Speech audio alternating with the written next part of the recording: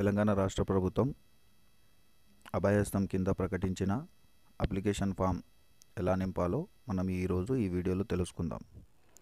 ముందుగా వచ్చేసి ఈ పథకం కింద మహాలక్ష్మి, రైతు భరోసా, గృహజ్యోతి, ఇంద్రమ్మ ఇండ్లు, చేయుత పథకాల కొరకు ముందుగా ఒకే ఫామ్ని అప్లై చేయాల్సి ఉంటుంది. ముందుగా దరఖాస్తుదారుని యొక్క వివరాలు అంటే దరఖాస్తుదారుని యొక్క పేరు అంటే అప్లికేషన్ నేమ్, ఇంటి యజమాని, ఆ తర్వాత స్త్రీయా పురుషుడా ఎవరి పేరు మీద అయితే అప్లై చేస్తున్నారో వాళ్ళ పేర్లు, ఇంటి ఓనర్ హెడ్ ఎవరు ఉంటారో వాళ్ళు, ఇతరులు అయితే ఇతరులు, ఆ తర్వాత క్యాస్ట్ ఎస్సీ, ఎస్టీ, బీసీ, మైనార్టీసా లేకపోతే ఇతరుల ఏది ఉంటే దాన్ని టిక్ చేయండి. ఆ తర్వాత దరఖాస్తుదారుని యొక్క పుట్టిన తేదీ అంటే అప్లికేషన్ యొక్క పుట్టిన తేదీ, అతడే వ్యక్తి యొక్క ఆధార్ నంబరు, ఆ తర్వాత రేషన్ కార్డ్ నంబరు, కంపల్సరీగా మీ దగ్గర వైట్ రేషన్ కార్డ్ ఉంటేనే దీనికి అర్హులన్నమాట. ఆ తర్వాత మీ ఆధార్ కార్డ్కి లింక్ ఉన్న మొబైల్ నంబర్, మీరు ఏం పని చేస్తుంటారో ఆ పని అంటే వృత్తి అంటే పని, వర్క్, హౌస్ వైఫా లేకపోతే ఏదైనా బిజినెస్ చేస్తున్నారా లేకపోతే ఎక్కడైనా కూలి పని చేస్తున్నారా అనేది నింపాలి.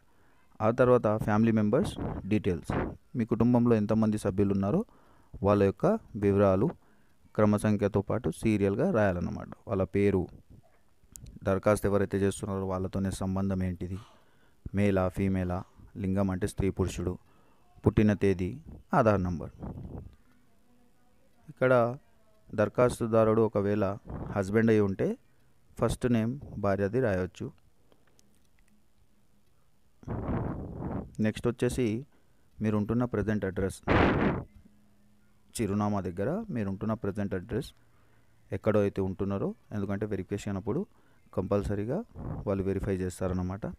అక్కడ మీ ఇంటి నంబరు, వీధి అంటే ఏ ఏరియాలో ఉంటున్నారు, గ్రామం ఏ గ్రామంలో ఉంటున్నారు, మున్సిపాలిటీ అర్బన్ గ్రామంలో ఉంటున్నారో అది, అదేవిధంగా వార్డ్ నంబరు, అదేవిధంగా మండలం, జిల్లా ఏ జిల్లాకు చెందిన వాళ్ళున్నా ఆ జిల్లా పేరు రాస్తే సరిపోతుంది.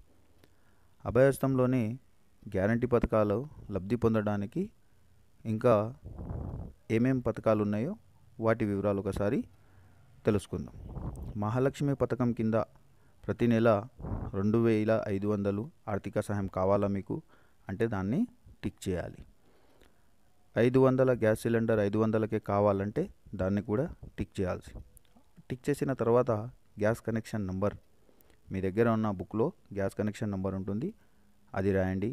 ఆ తర్వాత సరఫరా చేస్తున్న కంపెనీ పేరు, ఏ ఏజెన్సీ ఉన్నది, ఇండియనా లేకపోతే హెచ్పియా, అది కంపెనీ పేరు రాయండి. సంవత్సరానికి ఎన్ని గ్యాస్ సిలిండర్లు మీరు ఉపయోగిస్తారు అనేది సంఖ్య రాయాలి. అప్రాక్సిమేట్లీ 10 అంటే 10 రాయండి, 6 అంటే 6 రాయండి, ఎంత యూజ్ చేస్తున్నారో అంత. ఆ తర్వాత పథకం వచ్చేసి రైతు భరోసా పథకం. దీని కింద రైతులకు ప్రతి ఏటా ఎకరానికి 15,000 అంటే ఇప్పుడు మీ దగ్గర అగ్రికల్చర్ ల్యాండ్ ఉంది అంటే రైతు అని కొట్టండి, లేదు మీరు ఎవరిదైనా ల్యాండ్ని లీజ్కి తీసుకొని చేస్తున్నారంటే కౌలు రైతు కింద టిక్ చేసి చేయండి. దానికి సంబంధించిన పట్టేదారు పాస్ పుస్తకం నంబర్ రాయాలి అండ్ సాగు చేస్తున్న భూమి వివరాలు, సర్వే నంబర్తో పాటు ఎన్ని విస్తీర్ణం ఎంత ఉంది అనేది.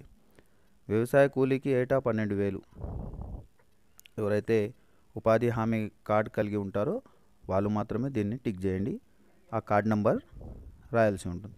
ఎవరైతే ఇండ్లు లేవో ఇంద్రమ్మ ఇండ్లు పథకం ఒకటి ఉంది, ఇల్లు లేని వారికి అర్హులైన వారి కుటుంబానికి అంటే మీ దగ్గర భూమి ఉంటే ఇంటి నిర్మాణం ఆర్థిక సహాయం కోసం టిక్ చేయవచ్చు. లేదా ఈ ఇంద్రమ్మ ఇండ్లు యాక్చువల్గా ఎవరికి ఇస్తారంటే ఇల్లు లేని వారికి లేదా స్థలం ఉన్న వాళ్ళకి కట్టుకోవడానికి ఆర్థిక సాయం చేస్తారు. అదేవిధంగా అమరవీరులు మరియు ఉద్యమకారులకు 250 చదరపు గజాల ఇంటి స్థలము, అమరవీరుల కుటుంబం ఉంటే టిక్ చేయాలి. అమరవీరులు ఎవరు అమరులైనవారు వాళ్ళ పేరు, అమరులైన సంవత్సరము ఇది మెన్షన్. అమరవీరులు మరియు ఉద్యమకారులకు 250 చదరపు గజాల ఇంటి స్థలం కోసం అమరవీరుల కుటుంబం ఉన్నది అంటే టిక్ చేయండి. అదేవిధంగా ఎవరైతే అమరులైనరో వాళ్ళ పేరు, వాళ్ళు ఏ సంవత్సరంలో అమరులైనారు అనేది మెన్షన్ చేయాలి. ఇక్కడ ఇయర్ రాయాలన్నమాట. ఎఫ్ఐఆర్ నంబరు మరియు వాళ్ళ యొక్క డెత్ సర్టిఫికేట్ నెంబర్ వేయాల్సి ఉంటుంది. తెలంగాణ ఉద్యమంలో పాల్గొన్నారా అవును అయితే రైట్ మార్క్ చేయండి, లేదు అంటే కాదు అనే దాని మీద రైట్ మార్క్ చేయండి. అవును అని టిక్ చేస్తే ఎఫ్ఐఆర్ కాపీని ఎఫ్ఐఆర్ నంబరు మరియు ఏ సంవత్సరంలో మీరు తెలంగాణ ఉద్యమంలో పాల్గొన్నారో అది రాయాల్సి ఉంటుంది. ఒకవేళ జైలుకు వెళ్ళినచో వాటి వివరాలు కూడా రాయాల్సి ఉంటుంది. జైలు పేరు, స్థలము, శిక్ష అనే సంబంధిత వివరాలు, శిక్ష ఎన్ని కాలం పడిన వరకు ఉంది రాయాలి. తర్వాత గృహజ్యోతి పథకం. ఈ పథకం కింద కుటుంబానికి ప్రతి నెల 200 యూనిట్లు ఉచిత విద్యుత్తు ఉంటుంది. మీ నెలసరి గృహ విద్యుత్ వినియోగం ఎంత, మీరు ఎన్ని యూనిట్లు విద్యుత్ని ఉపయోగిస్తున్నాం అంటే ఎలక్ట్రిసిటీని యూజ్ చేస్తున్నారు, 100 యూనిటా, 100 to 200 యూనిట్సా, 200 దానిపైన. అదేవిధంగా గృహ వినియోగ విద్యుత్ మీటర్ కనెక్షన్ సంఖ్య, ఇక్కడ మీ యొక్క మీటర్ కనెక్షన్ యొక్క నంబర్ రాయాల్సి ఉంటుంది. ఓకే, నెక్స్ట్ వచ్చేసి చేయూత పథకం. ఈ చేయూత పథకం కింద నెలకు 4,000 వృద్ధులకు, ఇతరులకు ఉంటుంది మరియు పెన్షను 6,000 వికలాంగులకు ఉంటుంది. సో ప్రస్తుతం పెన్షన్ పొందుతున్న వారు దీనికి దరఖాస్తు స్పెషల్గా చేయనవసరం లేదు. ఇక ఎవరికైతే రావడం లేదో వాళ్ళు మాత్రమే దీన్ని ఫిలప్ చేయండి. దీంట్లో చూడండి, మీకు దివ్యాంగులు అయి ఉంటే అంటే హ్యాండిక్యాప్స్ అయి ఉంటే దాన్ని టిక్ చేసి మీ సదారం సర్టిఫికేట్ నెంబర్ రాయాలి. ఒకవేళ దివ్యాంగులు లేరు, ఫ్యామిలీలో వేరే వాళ్ళు ఉన్నారు, ఏ విధంగా అయితే ఇతరులు అనే కాలంలో వృద్ధాప్య పెన్షన్ కావాలి అంటే దాన్ని టిక్ చేయండి. వితంతు అంటే దాన్ని టిక్ చేయండి, అంటే హస్బెండ్ చనిపోయిన వాళ్ళు, గీత కార్మికులు, చేనేత కార్మికులు, డయాలసిస్ బాధితులు అయితే డయాలసిస్ బాధితులను టిక్ చేయండి. ఎయిడ్స్ వ్యాధిగ్రస్తులు అయితే దాన్ని టిక్ చేయండి.